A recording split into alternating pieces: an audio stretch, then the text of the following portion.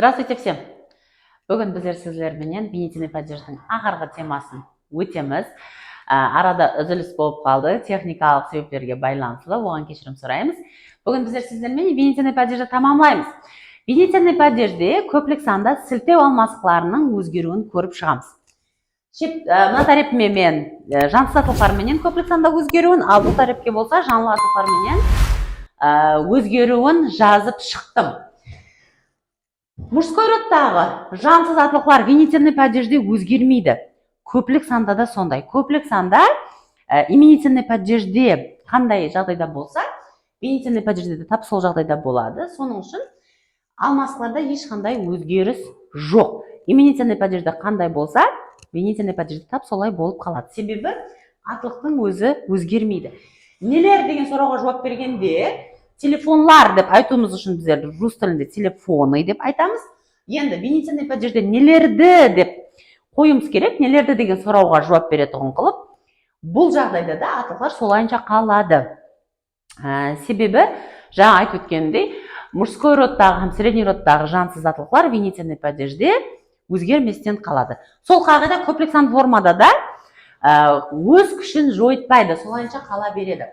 Енді мен мына жерде бірме-бір жазып шықтым, бірақ негізінде притяжательное местоимение алдыңғы темамызда тек қана бір жазып шығып едім. Енді мына сілтеу алмасаң бәрін жазып шығу лазым деп таптым, себебі арада үзіліс болған үшін бәлкім ұмытқан шығарсыз деп. Көплік санда біздер атылықтарды өзгерткен уақытымызда род болмайды. Һәмме падежде сондай қағида бар. Һәмме падежде атылықтар бірдей қосымшалар алады. Родына қарамастан. Соның үшін алмасқыларда тап сондай болып, һәмме родтағы атылықтарменен бірдей болып қалады. Өтібар берген болсаңыз, эти-те. Енді жанлы атылықтарға мұражат етеміз. Жанлы атылықтарға қарасақ, мужской родтағы жанлы атылықтар өзгеретұғын еді. Сол қағида көплік санда да өз күшін жойытпаған қалда. Қараң. Атылықлардың көплік саны қалай өзгеруін біздер өттік. Атылықлар мужской родтағы көплік санда именительный падежде өзгереді. Соның үшін соларменен бірге сілтелетұғын алмасқыларда обязательно өзгереді. Бұл жерде бір сіздерге аңсат болатұғын жағын айтуым керек. Бұл жерде де род болмайды. Мужской родта да, женский родта да алмасқылар көплік санда, бірақ көплік санда родқа қарамай бірдей болып өзгереді. Бірақ жансыз атылықлардікіндей болып емес, өзінің қағидасы бар. Енді бұл жерде сіздердің ітібарыңызды қарататұғын жерім бұл средний род. Средний родта негізінде жанлы атылықтар болмау керек деп айтамыз. Бірақ мен сіздерге 4 жанлы атылықты бердім.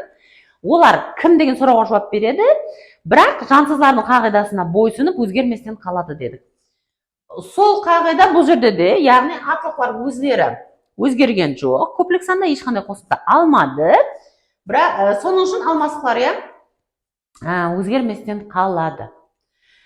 Меніңше ешқандай қиын жері жоқ. Сіздер уже падеждің системасын жақсы түсініп алдыңыз.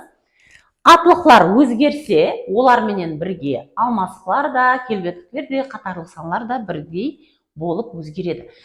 Атылықлар өзгермесе, демек, оларменен бірге келетұғын келбеттілер де, алмасқылар да, қатарлық саналар да өзгерместен қалады. Именительный падежді соныңменен бүгін біздер тауыстық. Сіздердің ітібарыңызды және бір мәрте қаратқым келеді. Именительный падежге, яғни сіздер атылықларды гап түзіп атырған уақытыңызда кімді, нені деген сұрауға жауап беретұғын қылып өзгерте жақ болсаңыз, бірінші болып сіздер білуіңіз керек, жанлы атылық па, ямаса жансыз атылық па. Соған қарап алмасқылар, келбеттіліктер, қатарлық саналар өзгереді. Темамыз сіздерге түсінікті болды деп ойлаймын. Егер де сұрауларыңыз болса, қандай да бір ұсыныстарыңыз болса, беймәлел комментарийлерге жазып қалдырасыз. Сабақларымыз сізге ұнап отырған болса, лайк басасыз, репост қыласыз. До свидания.